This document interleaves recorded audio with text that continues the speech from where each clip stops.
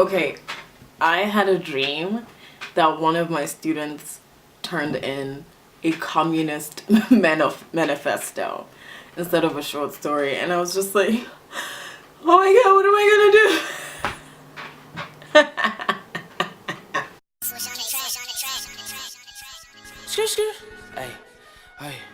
Hey, I know in a bit.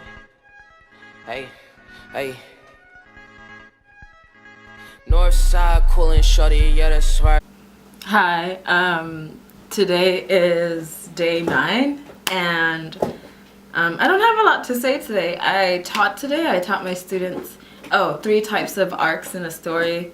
The emotional arc of a character, the psychological arc of a character, and like a relationship arc, just because one of my students wrote a really interesting second-person story about a disintegrating mind, and I thought it was important that all these types of like movements in storyline be delineated in an attempt to make the story better.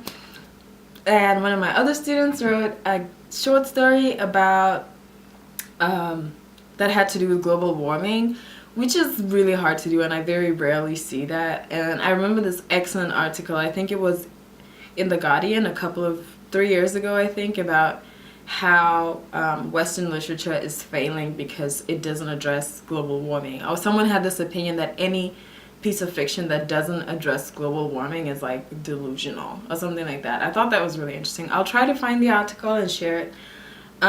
So yeah, my students were really good today. I had a great time talking about perspective, point of view, talking about kind of surprises about, you know, when things have like a plot twist, and the importance of like developing the story towards that direction and planting like clues so that, and having like foreshadowing so that it's just like not out of like nowhere that XYZ happens. So yeah, today was good. Had yoga, went to class, read a bit. Oh, and I read my short story out loud today for the first time, the one I started writing. I read it out loud to myself, which really helps me like hear the voice and figure out what kind of words the narrator would use and what way they would frame the story. And I've kind of set a goal for myself to, well, it's not really for myself, like, yeah, it is for myself. I set a goal for myself to finish the story by around the 20th of February. And another goal is to make it a story that takes place over a long span of time, because the class that I'm in right now is a lot about stories that take place over decades.